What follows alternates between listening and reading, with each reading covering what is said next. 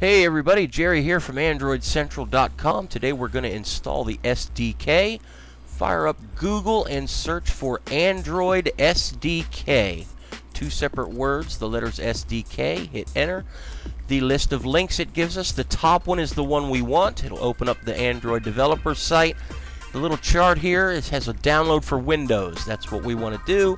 That's the standard licensing agreement. It's something you probably should read. I've already read it, so I'm just going to make a quick scan and see if anything looks like it might have changed. So far, it all looks the same. Yeah, I'll go ahead and accept that. You have to download it, so click accept, download. Now we need to save that file somewhere. Let me go ahead and save it. Magic of video editing, it's saved. Now we have to make a place to put it. We're going to open up our computer, double click the C drive, and we're going to add a folder for our Android stuff. Want to right click, new, down here, folder, and I'm going to name it Android. This way I can remember what it is, make it easy, and name makes sense. Type that in there and press enter. Okay, now let me open it up because I'm going to drop the SDK in it. Let me move it out of the way. Find the file we downloaded. Go back to my computer. Pardon me, this is Windows and I'm not real used to it, but I'll figure it out. Find the downloads folder. There we go, and there's the move this. There's the SDK. The whole folder. We want to drag it over. Leave it the way it is. Yes, I trust this file. Give it a second. Copy it all over. Don't open that folder inside the zip file. Like I said, we want to copy the whole thing. Back to the SDK page. We want to hit the quick start link for installing the SDK. Scroll down to step 1. There's a link there for JDK. It stands for Java Development Kit. We'll go ahead and hit that. Takes us to Son's page. Two choices here. We have a big one and a small one. Well, the small one's still big, but the top choice, the full JDK, is basically for Java developers. If all you're worried about is, the Android SDK, pick the second one. It's a little bit smaller. We'll go ahead and click that. Let Sun forward us. Make sure you pick the right operating system. If you're 64-bit, you want to make sure you pick the right one.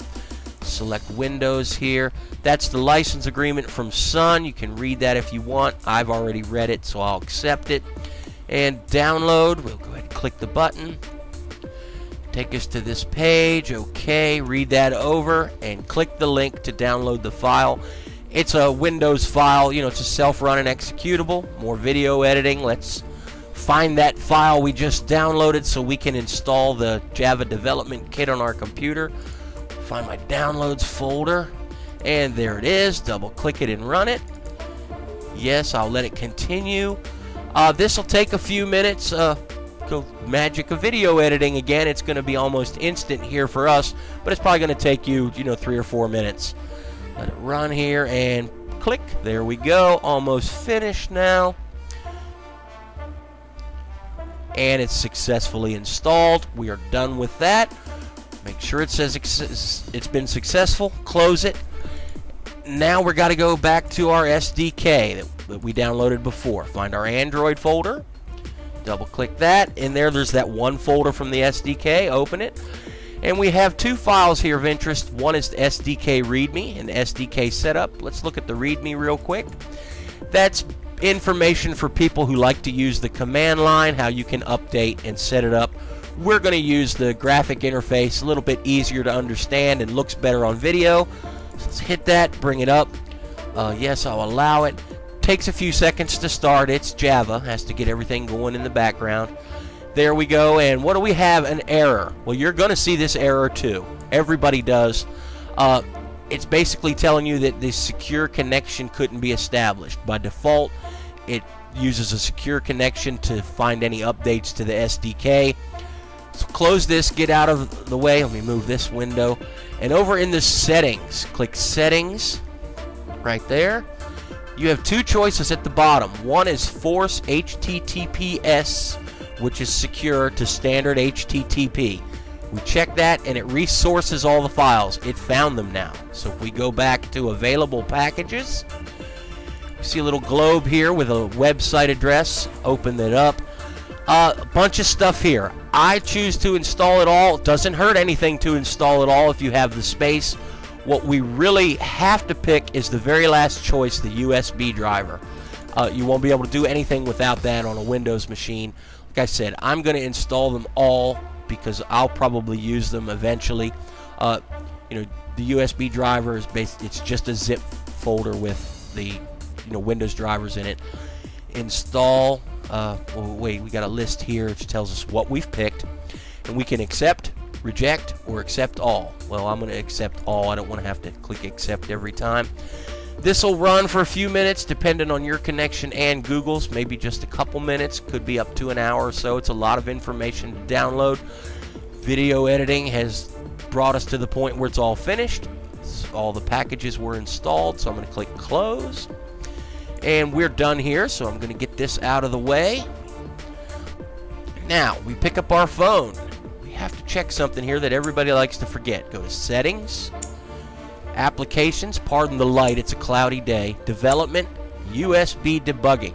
We need to make sure that button is checked. Check mark in the box.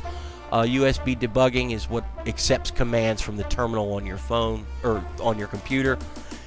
Plug the phone in and you'll see the box you've seen before when you plug a USB device in. It's going to run for a little while and it needs some help. It's not going to find everything automatically. You'll see this window and you have to point it to the USB drivers you downloaded. So we're going to, read it so it makes sense, but it's the top choice you need to pick that's going to allow you to search through your file system and find it. It's going to take you a few minutes, but eventually you'll get to this window. It says you don't have a disk, show me other options. We don't want to check for a solution. We want to browse our computer. We want to hit browse, and we'll go back to the SDK that we downloaded. It's not in program files. Let me move that out of the way.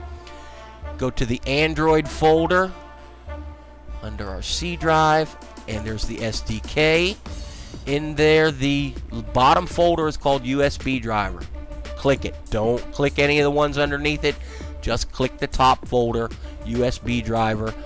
Make sure include subfolders is checked. Click next and give it a second or two, and it'll install the drivers, and hopefully everything will go okay for you. Yeah, I trust this from Google. I'm not going to trust everything always from Google, so I'm not going to check that box, but this one I'll install. Go ahead and click that. Run for a minute.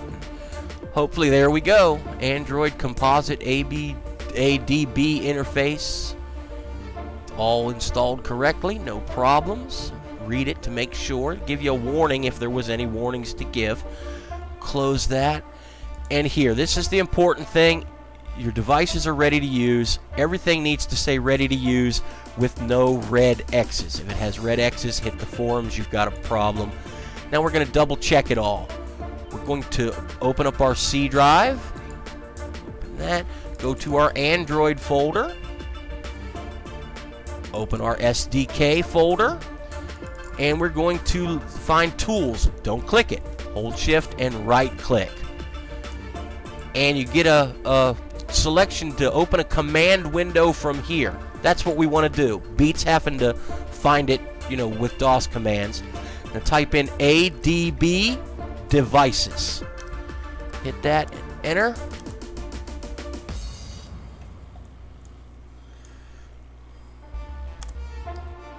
Alright, as long as it shows a serial number right there, everything was good to go. That means that you're successfully communicating, don't have any problems, and you should be able to do anything that requires the shell. Good luck, and we'll talk to you later.